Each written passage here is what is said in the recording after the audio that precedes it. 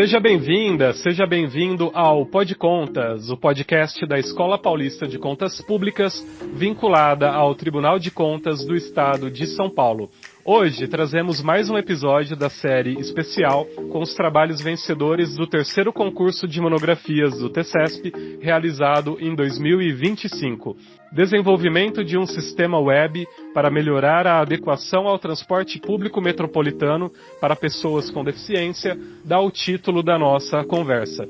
Eu sou o Patrick Rafael Comparoni, servidor da IPCP, e hoje tenho a alegria de estar na companhia de queridas amigas, grandes parceiras da nossa Escola de Contas, a Camila Rafael Gotsobruski e a Miriane de Freitas Segala, servidoras do TCESP, que representam nossos demais colegas do Tribunal de Contas que formaram a comissão julgadora do concurso de monografias e definiram os trabalhos vencedores.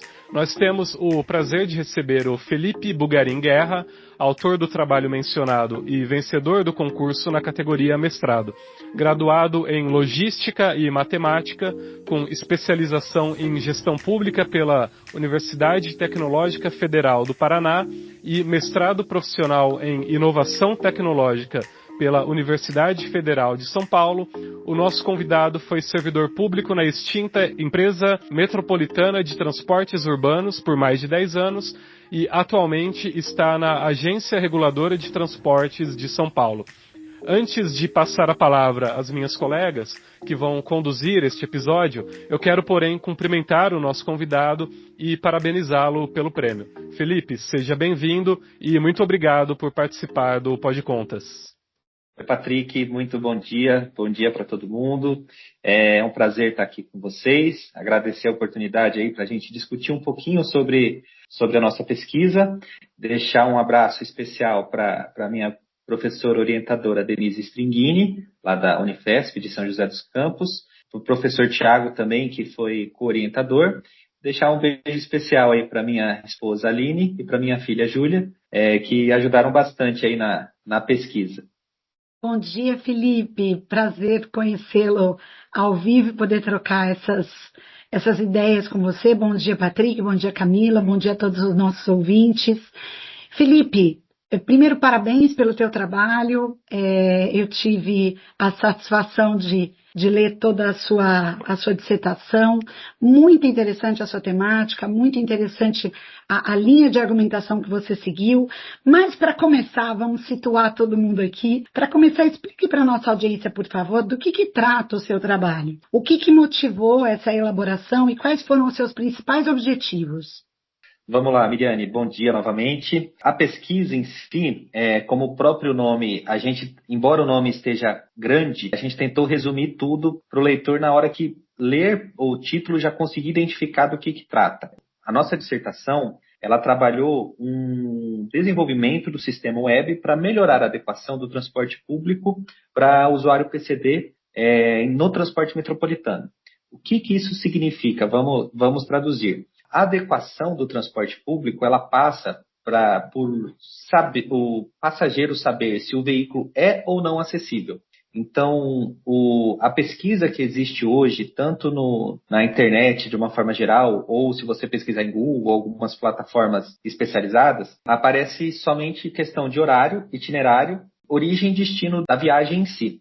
Só que uma pessoa com deficiência, o PCD, que a gente trata bastante no desenvolvimento da pesquisa, ele não sabe se aquele veículo é ou não adaptado para ele. Então, por exemplo, para um cadeirante, para um obeso, para uma pessoa com deficiência visual. Então, o nosso sistema web que a gente propõe na nossa dissertação, ao longo da dissertação, ele propõe justamente isso. Além do horário, itinerário, origem e destino, a gente colocar quais as acessibilidades que aquele veículo tem. Então, não adianta ter o ônibus, por exemplo, meio-dia, sendo que aquele meio-dia o veículo não tem elevador, por exemplo. Então, o cadeirante ele não vai poder utilizar aquele horário. Ou, se utilizar, ele vai depender de terceiros para conseguir auxiliá-lo e tudo mais, podendo causar acidentes, enfim. Então, o objetivo é dar publicidade para o nível de acessibilidade que o veículo tem.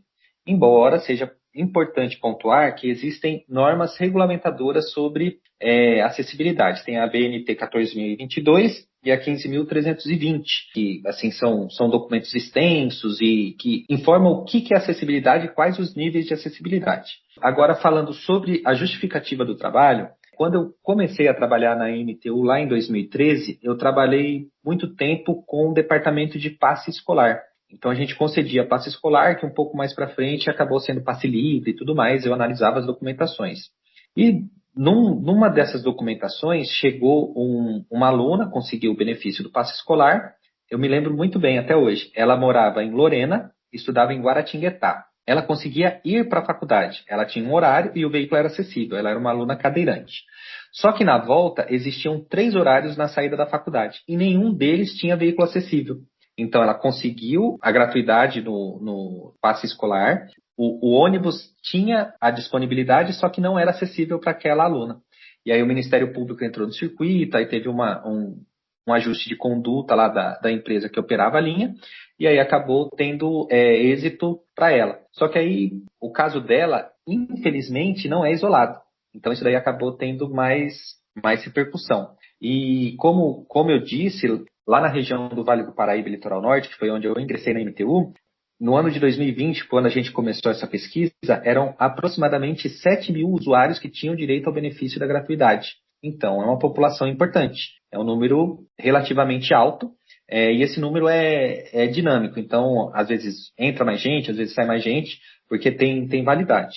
E, por fim, aí para responder essa última parte da sua pergunta, os principais objetivos da nossa pesquisa eram classificar os veículos, porque o veículo, quem não é da área, não é igual concessionária de veículo, que você entra e quer um modelo X, e aí você tem algumas coisas de ar-condicionado, câmbio automático, coisa assim.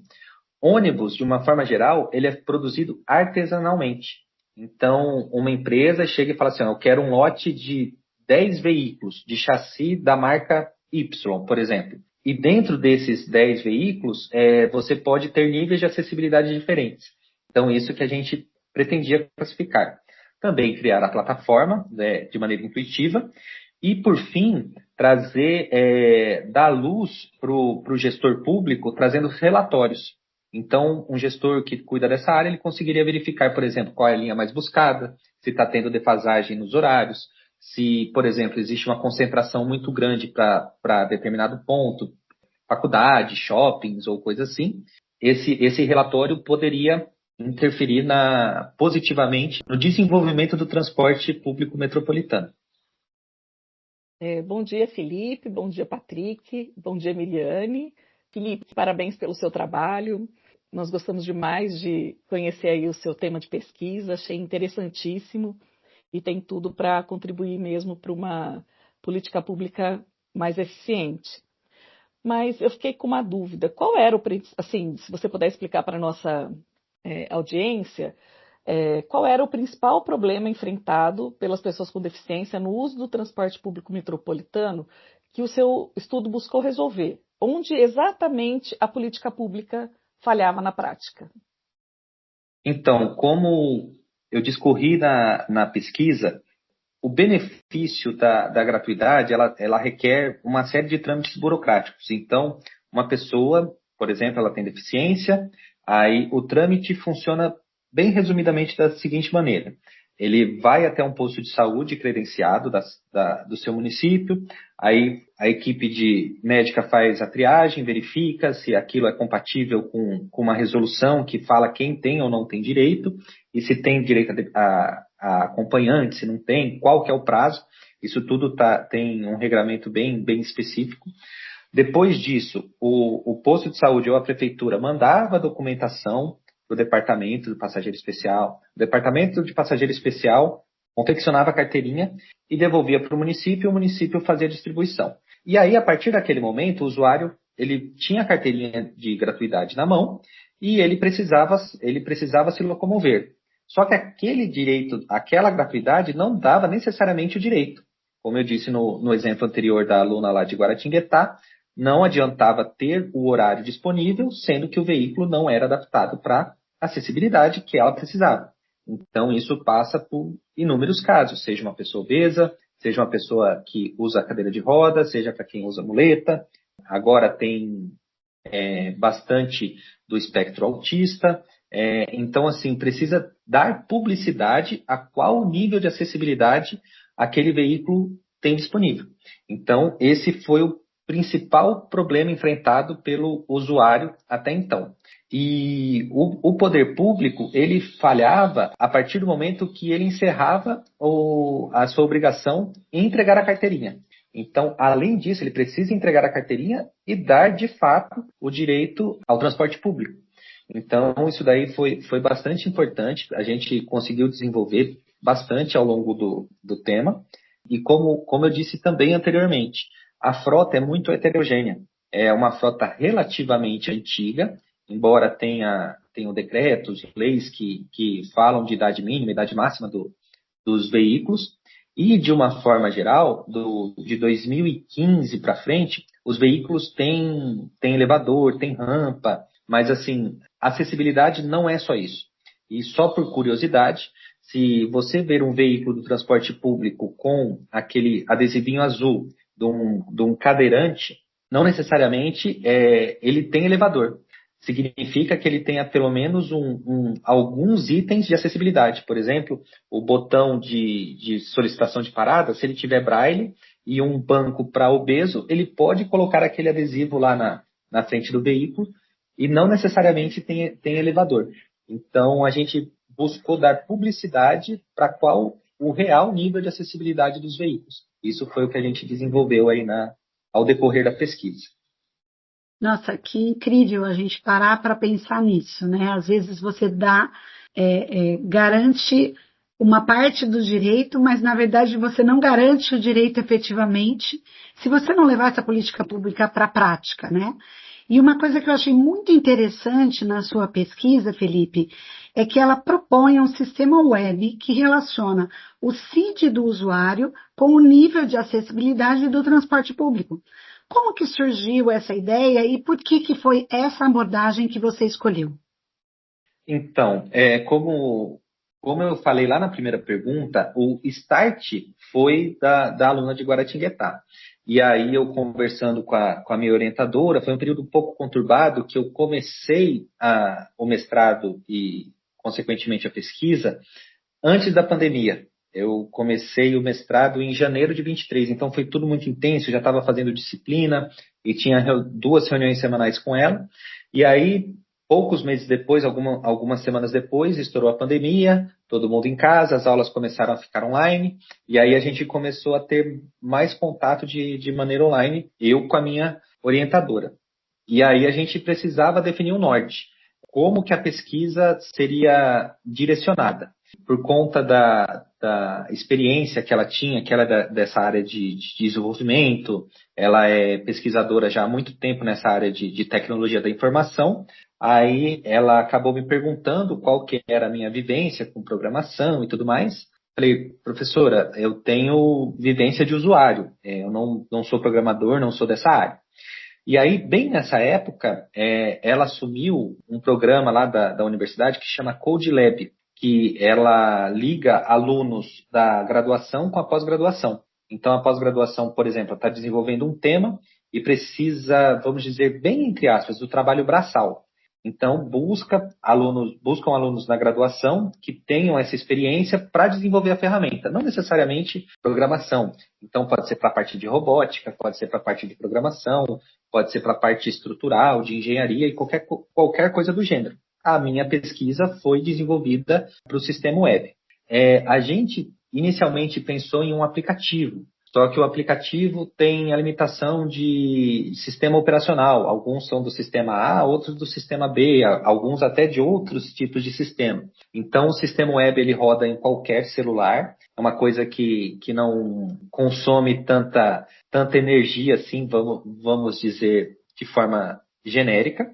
E aí, uma outra etapa que a gente precisa desenvolver, que ainda não foi desenvolvida, é a parte de acessibilidade no sistema web. Eu ia falar aplicativo, não, é no sistema web, onde uma pessoa com deficiência visual, ela consiga fazer a pesquisa de uma maneira similar de, por exemplo, de quem é autista.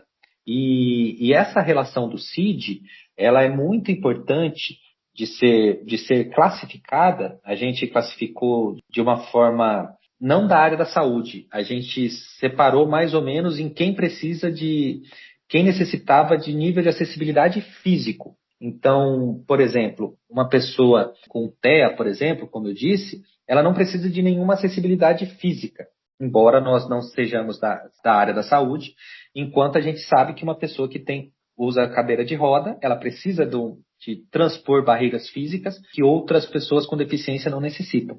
Então, a gente precisou equalizar o nível de acessibilidade que a pessoa precisa com o nível de acessibilidade que o veículo dispõe. Então, a gente casou mais ou menos essas coisas, separou em 3 grupos para conseguir equiparar. Ó, a pessoa A tem o CID X, aí a gente consegue falar, ó, esse veículo é acessível para essa pessoa. E aí consegue fazer esse casamento para a pessoa, de fato, ter a inclusão propriamente dita no transporte público. Felipe, e a partir então dessa identificação aí de necessidades de acessibilidade física, né, que era o primeiro enfoque aí de vocês, primeiro foco de vocês no trabalho, quais foram os principais desafios técnicos, metodológicos e institucionais durante o desenvolvimento desse sistema? Algo precisou ser repensado ao longo do caminho, modificado, adaptado ao que você inicialmente imaginou? Sim, é uma pergunta muito boa, Camila. Como eu disse também na última pergunta, sempre pegando referência anterior. Inicialmente, a gente tinha pensado em um aplicativo, mas por conta da limitação dos sistemas operacionais e provavelmente ficaria uma coisa muito pesada para rodar, a gente pensou em fazer um sistema web onde a parte operacional não fique no celular, fique em algum servidor separado que não atrapalhe o celular do usuário. Então, assim, a gente teve algumas dificuldades técnicas, por exemplo, como os dados abertos. Embora eu fosse servidor da MTU, ou melhor, empregado público da MTU, eu não trabalhava diretamente na área de tecnologia. Então, tinha que formalizar, pedir através da universidade, fazer uma espécie de um convênio para conseguir liberar uma API, que é uma sigla em inglês, que ele consegue pesquisar, fazer buscas em bancos de dados e tudo mais, e fazer essa relação, que foi o nosso principal entrave aí na primeira parte da nossa pesquisa. A minha limitação enquanto usuário, eu não entendia nada, muito pouco, acabei tendo algumas disciplinas da área de programação, mas eu não sei nada de programação. Eu sei um usuário comum que mexe no celular, computador e tudo mais, mas nada muito aprofundado. Isso acabou atrapalhando bastante, porque a gente tinha tudo na nossa cabeça era tudo lindo, maravilhoso na teoria, só que na hora que a gente ia para a prática, não funcionava. Então, isso acabou tomando bastante tempo, a gente teve que aprofundar a pesquisa com desenvolvimento ágil, que era uma coisa que eu não conhecia, histórias de usuários também, que é uma coisa que eu não conhecia, a gente acabou aprofundando bastante. Basicamente, toda a aplicabilidade, não necessariamente aplicativo, ele tem envolvido histórias de usuários. Então, o porquê daquele site, porquê aquele menu é daquele tipo, porquê se você clicar em tal lugar te direciona para outra página. A gente estruturou muito bem o sistema e ainda estamos em adaptação até hoje, mesmo eu já tendo defendido o mestrado, que o sistema ele está pronto num protótipo, mas ele não está disponível ainda para a população, porque a gente está fazendo algumas adaptações. Então, o sistema ele foi feito para ficar de uma forma clean, para ficar intuitivo, e para uma pessoa que nem eu, que não tem muita dinâmica com aplicativos, com sistemas, ele consiga fazer a pesquisa de uma maneira rápida e objetiva. Ele vai colocar a origem, vai colocar destino e vai colocar o CID que ele tem, que na própria pesquisa ele consegue pesquisar, ou pelo código, ou pela descrição, qualquer coisa do tipo. A gente tomou bastante cuidado também com a forma que a gente ia fazer. No início ia fazer de forma logada, com e-mail, aí logo depois veio a Lei Geral de Proteções de Dados, que acabou limitando um pouquinho isso, aí talvez a pessoa tivesse dificuldade em cadastrar, e se ela trocasse de celular, ficasse vinculado. Então a gente fez uma coisa bem parecida como é o layout hoje do Google Maps, que você coloca lá origem e destino, e acabou colocando lá o horário e o CID para a pesquisa ser bem objetiva e assertiva e aparecer os resultados que realmente interessam para aquele usuário. Então, não interessa, por exemplo, se o horário das 14 horas não me atende. Então, para a minha pesquisa, por exemplo, aquele horário nem vai aparecer. E aí, por fim, tem algumas possibilidades que você, enquanto usuário, consegue colocar. Desviar itinerário, aceitar pegar mais de um veículo. Então, são coisas que a gente ainda está em desenvolvimento. O pessoal lá da graduação está ajudando a gente. E a gente espera que até o final desse ano a gente já tenha a versão principal disponibilizada. Que fantástico, Felipe, que fantástico ver assim, quantas coisas extras você teve que aprender nessa sua jornada e acabou trazendo esse conhecimento todo para a gente também. Eu confesso que várias das coisas que você explicou para a gente até agora eu desconhecia, né? E que bacana você ter traçado toda essa jornada. E o que eu acho muito interessante também são essas parcerias que você foi desenvolvendo ao longo do caminho, né? Gente colaborando, participando. Juntos nós somos mais fortes sempre. Mesmo que não doa em mim aquela questão, eu posso ser útil, eu posso ajudar na construção de um projeto tão intenso, tão bacana quanto o seu. E aí, conta pra gente, pra nossa audiência, quais foram os resultados que vocês alcançaram nesse trabalho, tanto do ponto de vista do usuário com deficiência, quanto do gestor público do transporte, ou seja, para as duas pontas, né? Quais os resultados que vocês tiveram até agora e o que vocês pretendem alcançar? Então, atualmente a gente está com um protótipo que está rodando, a gente só não disponibilizou ainda para a população, a gente já apresentou já para o gestor, só que teve um adendo aí muito importante no decorrer da história, que a MTU era uma empresa pública e ela foi extinta no ano passado. Então, toda a parte que a gente tinha acabou se perdendo depois da extinção da MTU, a parte estrutural do banco de dados, de acesso à API que eu tinha citado anteriormente.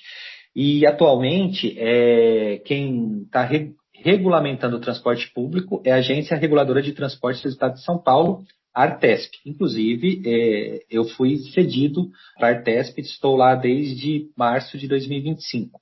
Então, a agência tem uma estrutura muito diferente do que é uma empresa pública, é um sistema um pouco mais burocrático. Então, a gente, embora tenha o protótipo pronto, o nosso banco de dados ele ainda está atrasado. Então, ele tem um banco de dados de março de 2025, que foi o que a MTU tinha disponibilizado para a gente.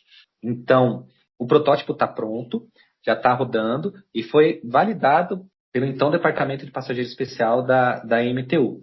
Só que aí, a gente, como considerações finais lá no trabalho, como perspectivas futuras, a estrutura está pronta. Então, ela pode ser usada tanto para o transporte público metropolitano, que aqui no estado de São Paulo são cinco regiões metropolitanas, embora a pesquisa tenha tratado apenas da região metropolitana do Vale do Paraíba e Litoral Norte, porque era onde eu estava lotado e onde eu tinha acesso às informações. Se você usar o esqueleto e trocar o banco de dados, por exemplo, para a região metropolitana de Campinas, você consegue utilizar a região metropolitana de Sorocaba, ou talvez para o transporte municipal de Ribeirão Preto, para o transporte intermunicipal lá da região metropolitana do Rio de Janeiro, por exemplo. Então, se você conseguir utilizar a estrutura que está pronta e mudar o banco de dados e algumas informações, que o transporte público ele é diferente em cada região do nosso país, que ele é continental, ele vai conseguir rodar.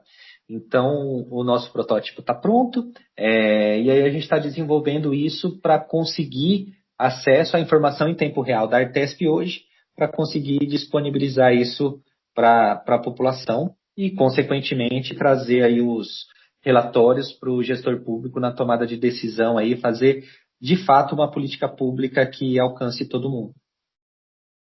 Felipe, quero deixar registrado ainda o quanto é relevante seu trabalho. Eu já tinha tido a oportunidade de ler antes do nosso bate-papo, né? E como a Miriane falou, também quero deixar registrado o fato de você não ser uma pessoa com deficiência física, não ser programador, né, torna ainda mais relevante a sua pesquisa, né? E mostra, como também a Miris teve aí a oportunidade de falar antes, o quanto um pouco de iniciativa ou boa vontade pode mudar a realidade de tantas pessoas que necessitam aí de acessibilidade, inclusão, e que acabam sendo muito vulneráveis justamente por não ter essas ferramentas, né? Não ter acesso aos caminhos, a esses bancos de dados, enfim, como você se dispôs a buscar. E pensando, então, assim, para finalizar aqui a minha fase de perguntas, pensando no impacto social e nas perspectivas futuras, de que forma esse sistema pode contribuir para um transporte mais humano e inclusivo?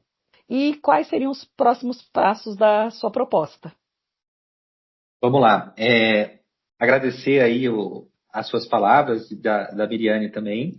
O impacto social principal é dar, de fato, a inclusão ao passageiro, a chance de inclusão. Por quê? Em algumas cidades, em algumas regiões, existem, por exemplo, alguns serviços exclusivos. Por exemplo, em Campinas, no transporte municipal, tem um programa que chama PAI. É Programa de Acessibilidade. Eu não me lembro a sigla agora, mas é Programa de Acessibilidade. Então, o usuário com deficiência liga, fala, eu preciso ir do ponto A para o ponto B. Ele tem um transporte exclusivo. Só que tem correntes dentro da academia que fala que isso não é um transporte exclusivo. Ele é um transporte exclusivo de excludente. Ele não é exclusivo de individual. Então, ele tira a chance da pessoa de conviver em sociedade, acaba separando aquela pessoa. Então, nosso trabalho, ele busca dar a inclusão de fato e a chance do usuário participar do cotidiano como qualquer outra pessoa. O transporte público não ser uma barreira, pelo contrário, ser um aliado. Então, ele consegue ter previsibilidade, o nosso sistema traz a publicidade do nível de acessibilidade, e isso eu acho que é o nosso principal ponto do impacto social. E, consequentemente, com a utilização dos usuários e depois medições, tabulações do que o usuário está buscando, o gestor público, ele com esses dados, transforma em informações e com isso ele pode transformar, por exemplo, linhas, pode colocar veículos acessíveis em determinados horários, para a acessibilidade não ser redundante. Às vezes tem um veículo acessível em um horário que não é necessário. Só que o mundo ideal seria que essa pesquisa nem existisse. Se todos os veículos fossem 100% acessíveis. Se todos os veículos fossem 100% acessíveis, banco para idoso, tivesse o bala USP, que é aquele onde os passageiros apoiam as mãos, fossem rugosos, se todos os desníveis tivessem aquela faixa zebrada, se todos os veículos tivessem elevador ou rampa de acesso, a pesquisa seria desnecessária. Infelizmente, a nossa frota ainda é muito heterogênea. O sistema de fabricação dos veículos de transporte público, seja o comum, aquele de 2 portas com catraca, ou seja o seletivo, que é aquele ônibus de viagem de uma porta só, ele é muito manual, muito de manufatura. Então, o mesmo veículo da mesma empresa feito no mesmo dia pode ser diferente, pode ter nível de acessibilidade diferente. Então, esse é o nosso principal ponto. E como perspectivas futuras, eu já falei também anteriormente, o esqueleto está pronto, o sistema está pronto. Então, fazendo algumas adaptações e trazendo novos bancos de dados, você consegue utilizar isso para qualquer modelo de transporte, seja navio, seja trem, seja ônibus, qualquer coisa assim. É só o gestor que está, ou a gestora que está na área, fazer a adaptação que necessita, e isso pode ser implantado em qualquer sistema de transporte público aí no Brasil ou no mundo. E antes de encerrar também, eu queria comentar uma coisa que é importante. O transporte público, ele não começa da porta do veículo para dentro. Ele tem todo um sistema por trás. Tem mobiliário urbano, tem ponto de parada, tem terminal rodoviário, terminal metropolitano, enfim. Então, todo o sistema precisa ser acessível. E a nossa pesquisa, embora tenha voltado somente para veículos, fica como sugestão também, aí mais para frente, desenvolvimento de pesquisas para a área do mobiliário urbano. E um outro ponto importante agora para finalizar de fato, que o nosso sistema ele também tem um campo onde a pessoa consegue fazer solicitações. Então, se ele fez a pesquisa de uma cidade A para a cidade B e não localizou dentro daquela faixa de horário, ou não tem dentro do itinerário, ele consegue solicitar. Isso vai alimentando no banco de dados, que o gestor público, por sua vez, quando chegar essa informação, ele vai conseguir analisar e aí fazer um planejamento e tudo mais, que isso pode ajudar pessoas que têm consultas rotineiras, fisioterapias ou qualquer outro tipo de tratamento e precisa daquele veículo, por exemplo, todas as segundas-feiras às 8 da manhã ou qualquer outro horário. E isso acaba alimentando esse banco de dados aí que é importante. Gente, mais uma vez, obrigado e até a próxima. Muito legal mesmo, Felipe. Eu finalizo registrando o meu agradecimento à Camila e à Miriane por essa série tão bacana que gravamos juntos sobre o concurso de monografias do TCESP. Agradeço e novamente parabenizo o Felipe, nosso convidado de hoje, por desenvolver um trabalho acadêmico com uma perspectiva social tão relevante. E agradeço também a você por sua audiência e aproveito para sugerir também a leitura da cartilha do Conselho Municipal dos Direitos da Pessoa com Deficiência, disponibilizada no site do Tribunal de Contas do Estado de São Paulo. Até o próximo episódio.